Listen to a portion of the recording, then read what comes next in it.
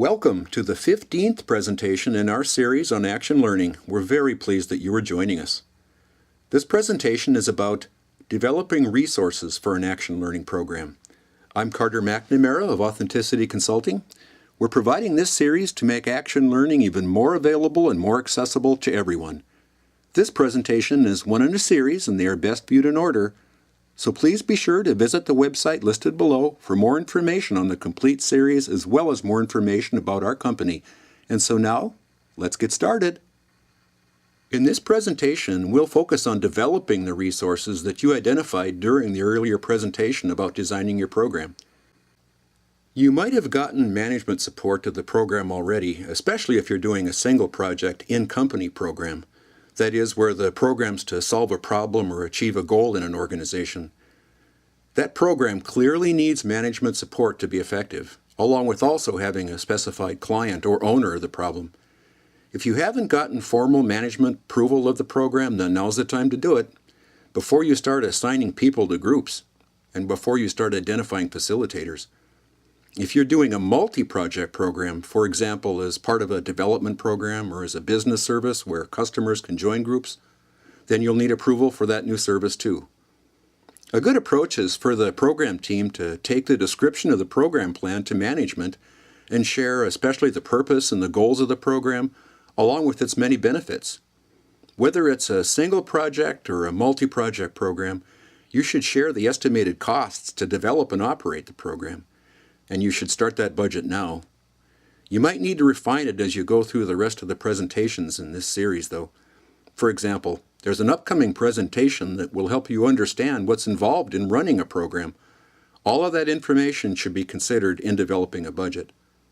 If you're going to be involving people from outside the company, for example, your group members will be from outside the company, then you'll need to externally market the program, and there's costs associated with that too.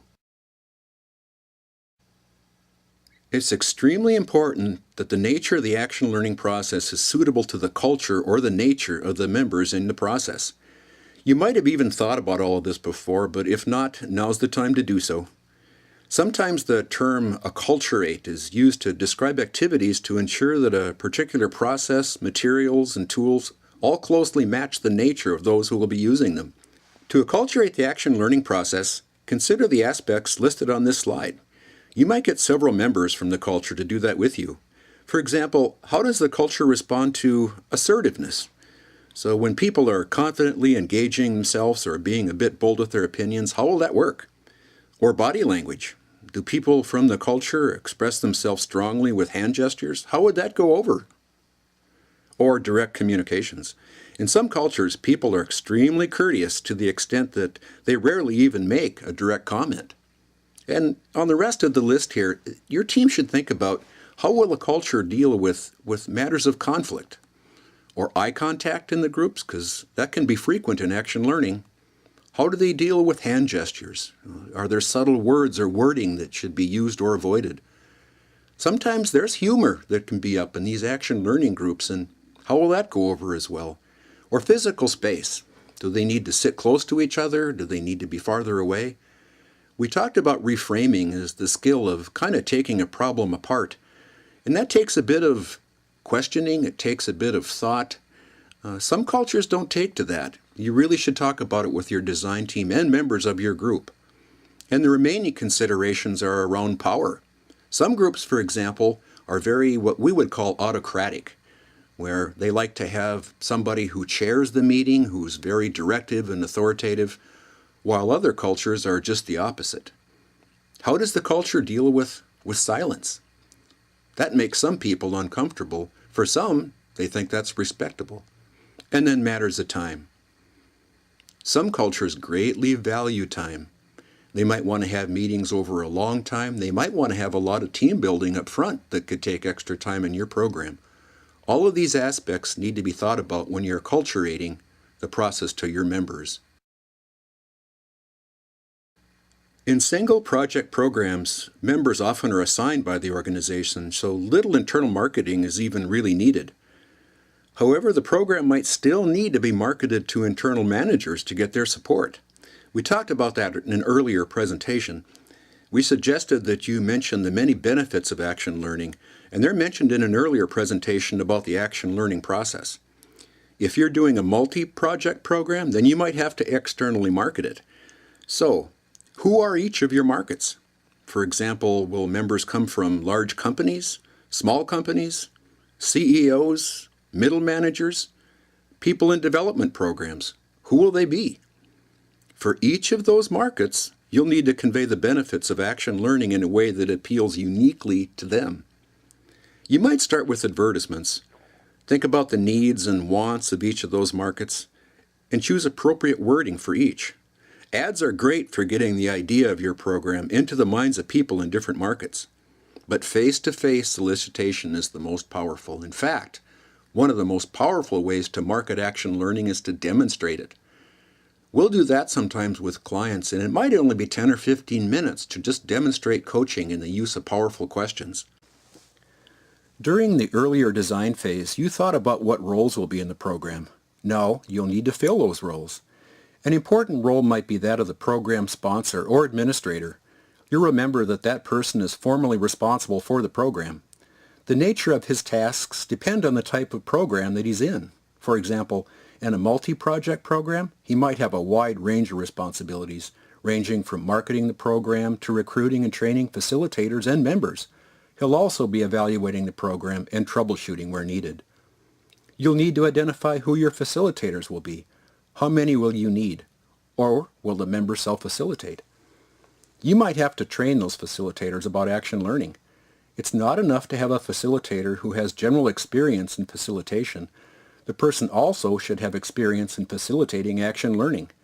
If members will self-facilitate, you'll have to teach them how to do that too. Think about who the members of your groups will be. We talked before about their needing to be very interested in whatever the program is aiming to achieve, whether it's to solve a problem or achieve a goal. We talked about how they need to have sufficient influence to take whatever actions they think are needed to address their priorities. Think about who will train the members. They will need introductions to each other and a description of the program. Certainly, they'll need to be trained about action learning, and that should include participating in an actual action learning process. And last, think about how you will organize the groups. How many groups will there be? How many members will be in the groups? Will there be sufficient diversity to produce good questions? Let's talk about developing your materials now. You identified those during the earlier phase that we called the design phase. Now it's time to think about how you'll develop them. For example, finding writers, editors, copywriters, getting printers. Many of our clients want materials to be branded, that is, to include their corporate colors and images. Remember, too, the acculturating that we talked about earlier in this presentation. In design phase, you thought about guidebooks, reference cards, membership lists, forms to document priorities, actions, and especially learning. In the earlier design phase, too, you also thought about what tools you might need. Now's the time to think about how you'll get them and build them. These, too, might need to be acculturated. We went through this list before, just to touch on some of them. Tools for assessments are extremely useful. In the right-hand column are tools that would be at the core skills of coaching: listening, questioning, reframing, and so on. Don't forget that our free management library has resources for all of these tools. The library is mentioned in the general resources mentioned near the end of each presentation. Now that you've identified the resources you might need for your program, it's useful to update your estimated cost to obtain and develop them. Consider fees to various experts. Will you need an action learning expert to help you further refine your plans and train certain people? What about an expert evaluator to help you develop evaluation plans? Will you be hiring facilitators? What about any trainers of certain topics, such as project management or data gathering or analyses? If you'll be developing materials and tools, you might need them edited and professionally printed. What about renting facilities in which you have to have group meetings? Or marketing costs, such as advertisements, articles, demonstrations? Will you or the group members be traveling to any trainings of group meetings? Any other costs? By now, your program plans are probably in pretty good shape. You and your team have given it a lot of thought. You might be wise now to test your plans by putting them in a short, small version of a program. To do that, your team could pull together the information on the design of the program so far. You might use a multi-project approach where each person brings his or her priority to work on in kind of a short sample. Review the upcoming presentation about training action learning members, because you'll need a little bit of that. Then gather 4 to 5 of the people you intend to put into groups, train them, maybe in a 2 to 4 hour session. Use an external facilitator and do 3 or 4 meetings, using the program materials and tools as much as possible. Get members' feedback about the experience, the materials, the tools, and then update your plans before you start your official final program. Thank you for viewing this presentation. We hope that you will go on to the next one. You might benefit from the following resources to add even more detail to our overviews of action learning. The website Action Learning Central references an extensive amount of free resources, including about the action learning process, each of its key elements, examples of action learning programs, and tools for each aspect of action learning. There's even an action learning glossary with definitions for each of the common terms in action learning. Our company, Authenticity Consulting, also is available to answer your questions or to help you in any other way. Our firm does very successful action learning groups around the world and for a wide variety of outcomes and applications. There's also the free management library at managementhelp.org.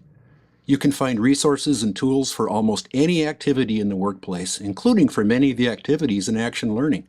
You can find more about each of these 3 resources by going to actionlearningcentral.com/gratis and select the presentation entitled General Resources for Action Learning. Thank you.